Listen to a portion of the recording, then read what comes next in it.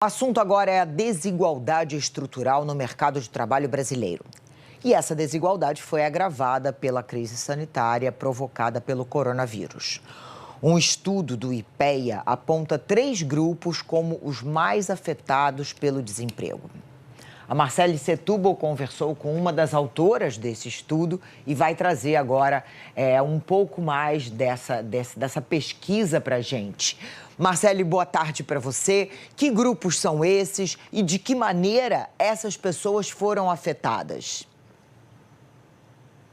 Leilane, boa tarde para você, boa tarde a todos que nos assistem. Esses 3 grupos são os grupos que, historicamente, são os mais afetados durante as crises financeiras que atingem aqui o Brasil. E aí a gente tem as mulheres, os negros e também os jovens, né, por conta de questões sociais que existem e acabam trazendo essa maior dificuldade para esses 3 grupos. A gente tem uma tela para mostrar um pouco a respeito dessa pesquisa que foi feita pelo IPEA e leva em consideração dados do primeiro trimestre do ano passado.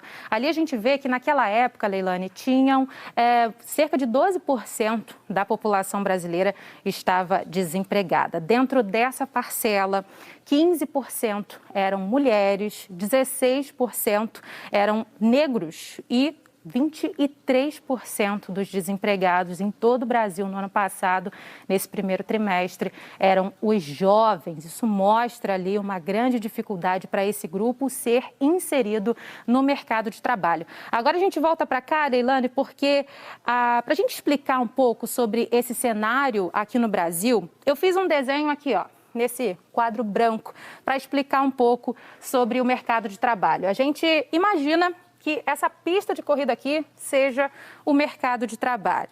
É uma pista em que muitos brasileiros, todos os brasileiros, um dia vão precisar competir. Aqui a gente tem a faixa de largada e também a faixa de chegada.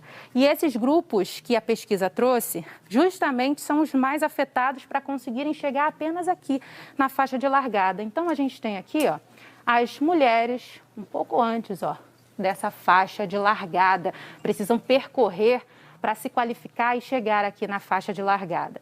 Em seguida, a gente tem os negros, por questões sociais, a gente sabe que o racismo ainda é muito presente aqui no Brasil.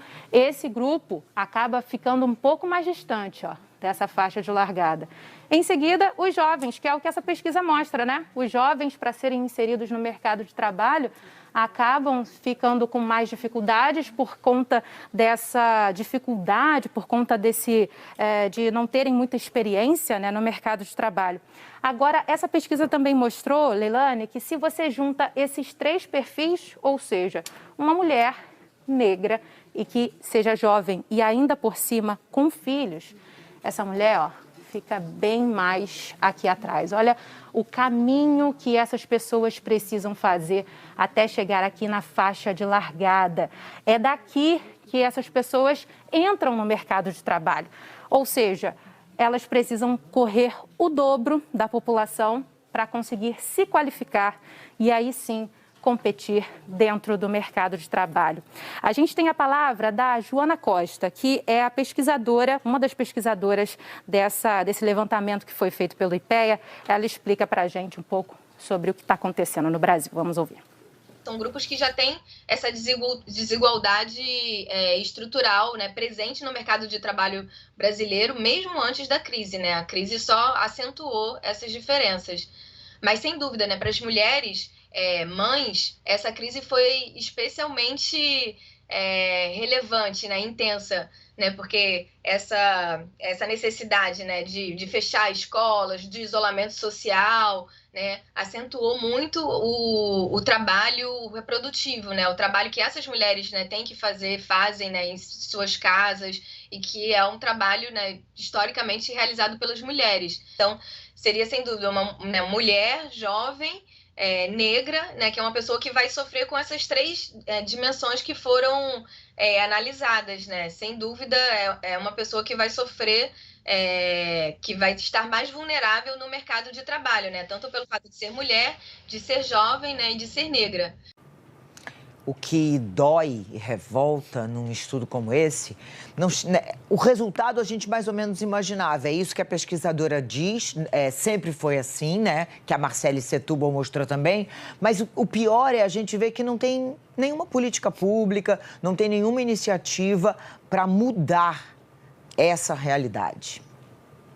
E o que é pior, né, Helena, como você estava falando, essa falta de atenção às minorias, que são as minorias que sofrem mais nessa situação de pandemia, ela segue sem políticas claras e com o olhar dos políticos que podem fazer essas mudanças sempre para outro lugar, como a gente viu aí no 7 de setembro, né? E olha, além de 15 milhões de desempregados, o Brasil tem ainda 6 milhões de desalentados, 6 milhões de nativos que precisam de um emprego e 7 milhões de pessoas ocupadas de forma precária. É com isso que o governo federal, o executivo, o presidente Bolsonaro deveria estar preocupado. Problemas reais, né, Burnier? Brasil real.